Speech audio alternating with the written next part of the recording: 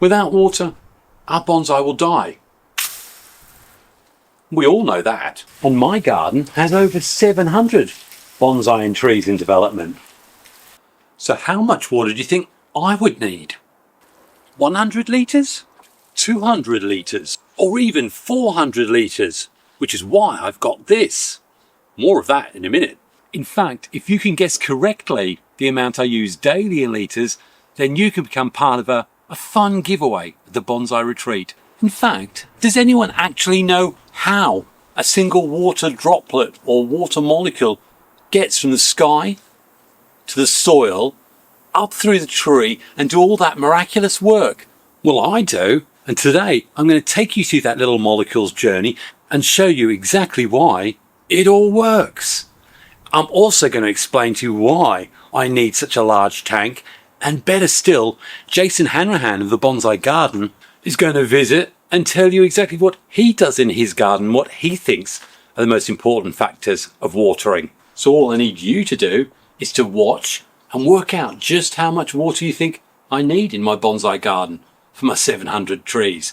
Because if you get that right, well, I'll tell you what, you'll find out what happens if you get that right later in the video.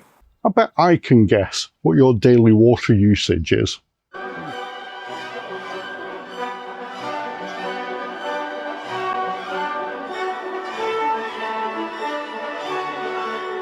Hi, it's Xavier. Welcome to my bonsai retreat. And today, hey, we're all about water. The stuff that keeps not only us alive, but more importantly, our bonsai trees.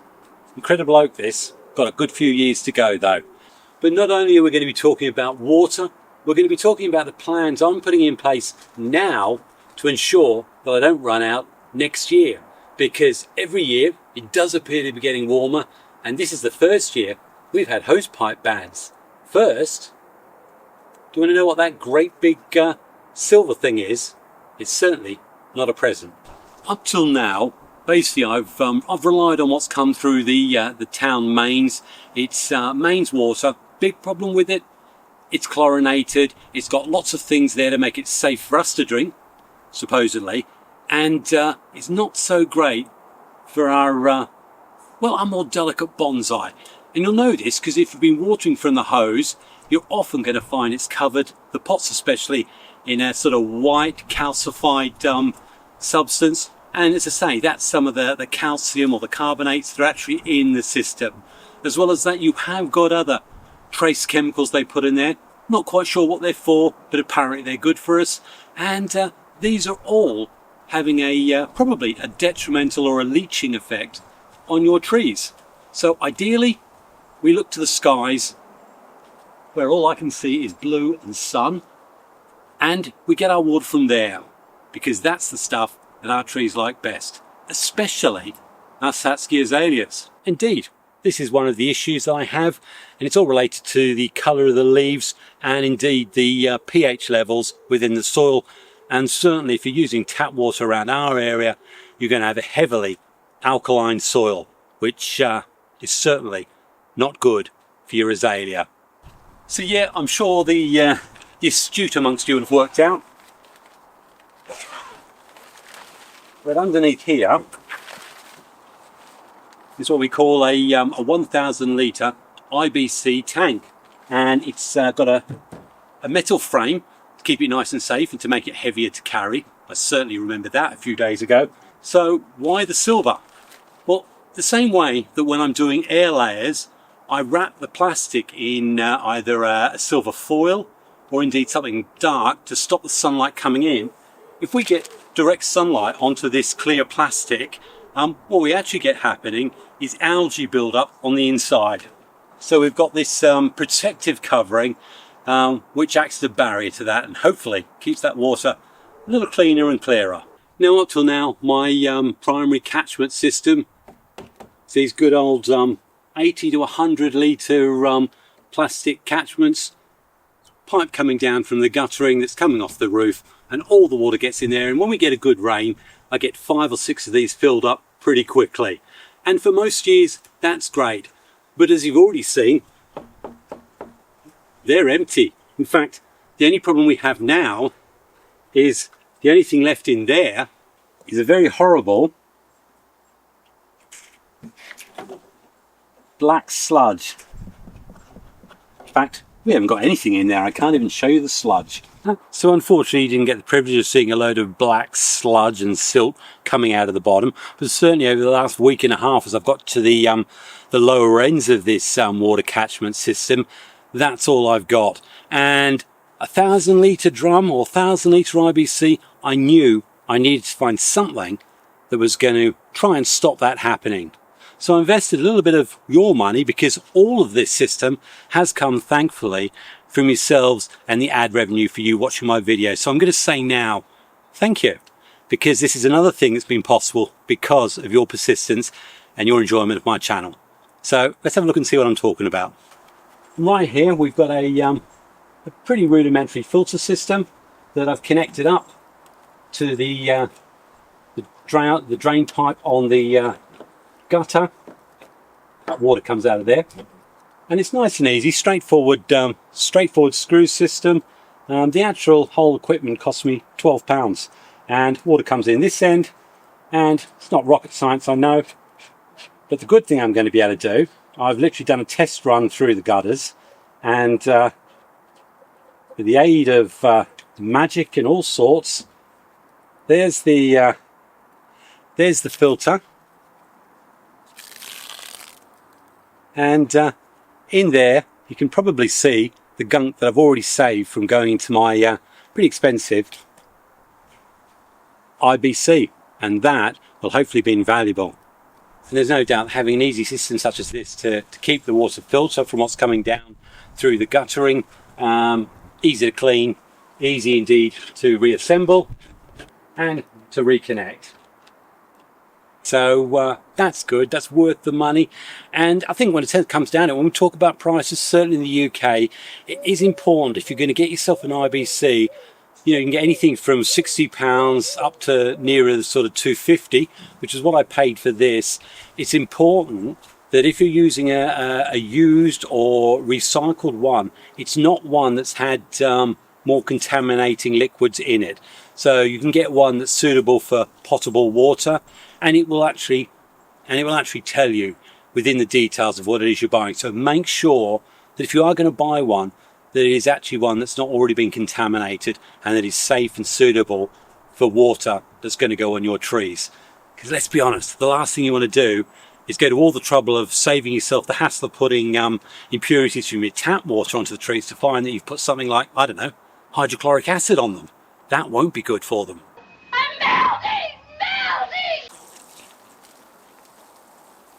And actually there's just one more thing to talk about with watering. When I am using the hose, do you know what, I just sprayed it onto the drying washing. I've got something that's got a little controllable trigger, so I can control where the water goes, making sure I don't waste any. And I do literally look straight into the pot of every one of my 500-600 trees. That includes all the seedlings and saplings. Systematically check the soil with my finger.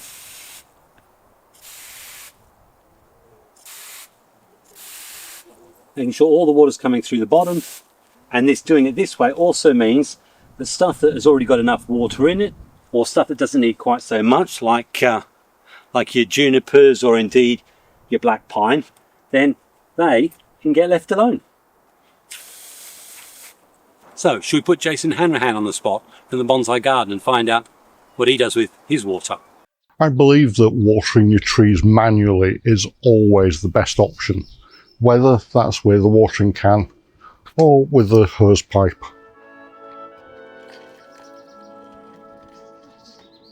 It allows you the opportunity to check out the health and condition of each and every one of your trees as you go around watering.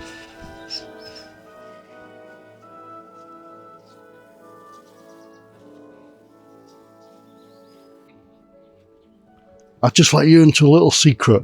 Whilst Xavier is operating under a hosepipe ban where he lives in the UK, I'm not.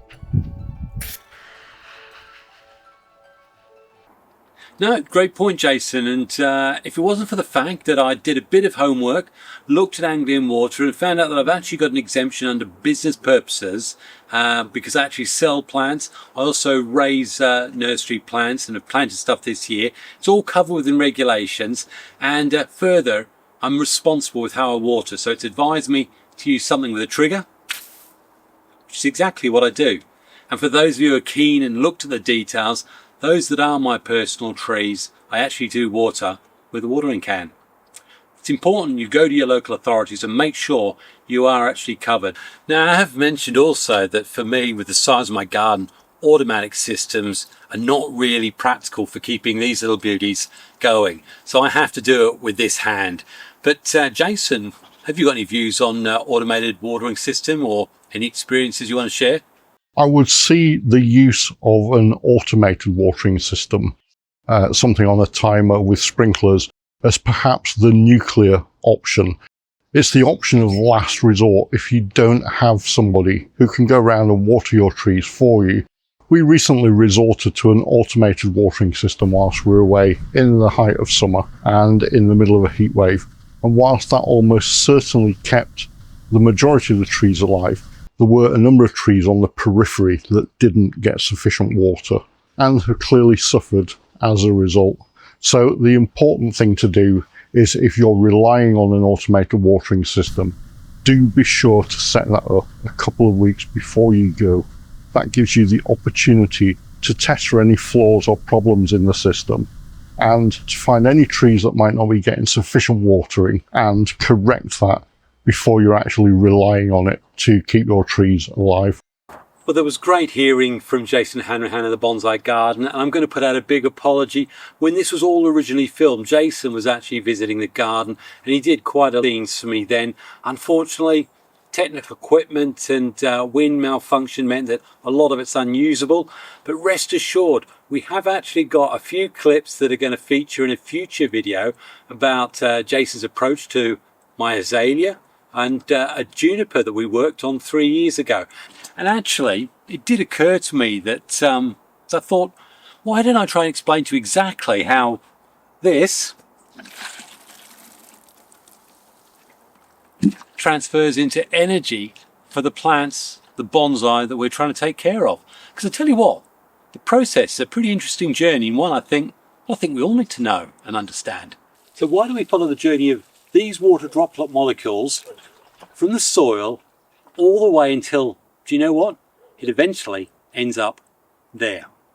And this simply involves water going to the soil, getting in contact with the roots, which have loads of fine root hairs, and then using the process of osmosis, these fine root hairs absorb the water. The more root hairs, the more absorption surface area that can take place.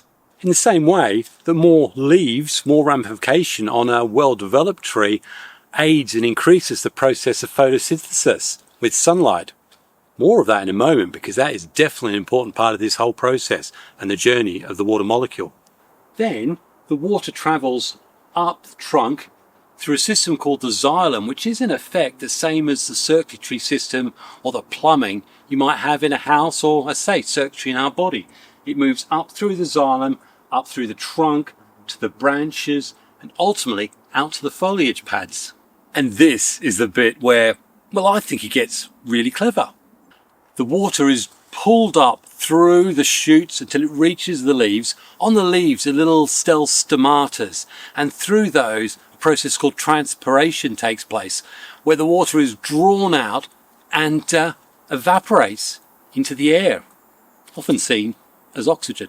So the more leaf mass, the better the pull, the more transpiration that takes place. Similarly, the better, more refined root structure you've got, the more root hairs there are, the more water uptake can take place. But that's all very well seeing how the water flows through the system. It's a bit like saying, yeah, we know blood goes circulating through our body, but how does it actually do anything? How does it get energy? How does it actually feed or do anything to help the plant grow?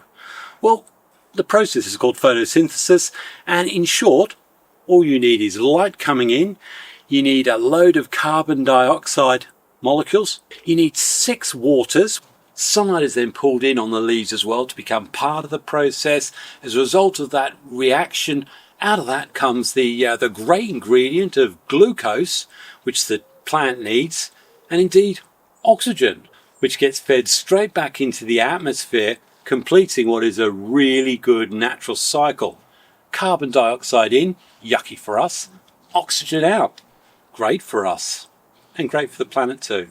Now, the water coming in through the roots also provides an ideal medium for nutrients to actually combine in the form of various different salts, which is actually why I referred to something known as toxic salts in that video there, all about the dangers of summer.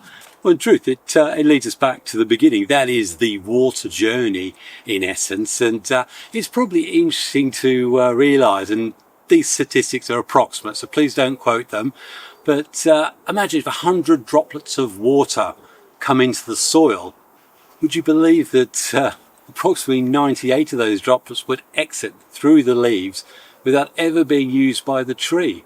In fact, it's only a small margin of 2% that's actually actively used by the tree. Probably goes without saying also that in hot weather, windy conditions, a lot more transpiration takes place, so therefore your trees or bonsai are going to need a lot more water. And conversely, if it's cooler or indeed humid, then a lot less water is transpired by the tree, so you need less water. Which, bearing in mind the weather conditions we've been having and the drought conditions that have been called out in the UK, I recognise I needed a great big water catchment system, and that's why I've got the IBC tank.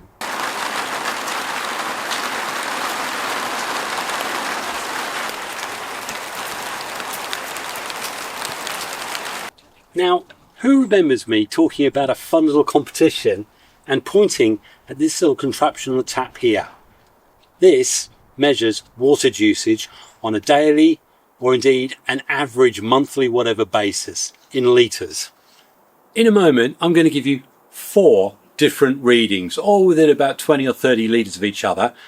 And if you can guess which one is the correct average daily reading for water usage in the bonsai retreat, then I'm going to offer, well, I think it's going to be a nice little prize or award for anyone who can visit me in Grantham showing the right answer.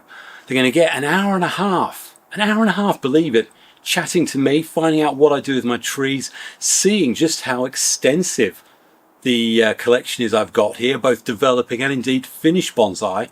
Because I know there was someone who actually made a point of saying, I keep saying bonsai, when in fact they're just plants in pots or plants in containers. I'm not sure what point he was making, but I don't think it was positive. Anyway, you'll get to come round, tour around the garden with me. I'll answer loads and loads of your questions, and indeed, if you want to bring a tree with you for me to talk about, then I'll do that too. Well as that chat, I'm also going to get the opportunity to have a little shuffle around my Chinese elm cuttings, which I've got a load of, and you can take 1 or 2 of those home back with you for free. And I reckon that's a pretty good deal. As I say, unfortunately, it's really only open to anyone who's in the UK and probably has easy access to the East Midlands, Grantham in particular, which is just 5 minutes off the A1. There's no closing date for this, so if you happen to be able to visit later in the year, then just remember the figure and come and see me. And the garden's about 120 feet long and, 30 feet wide.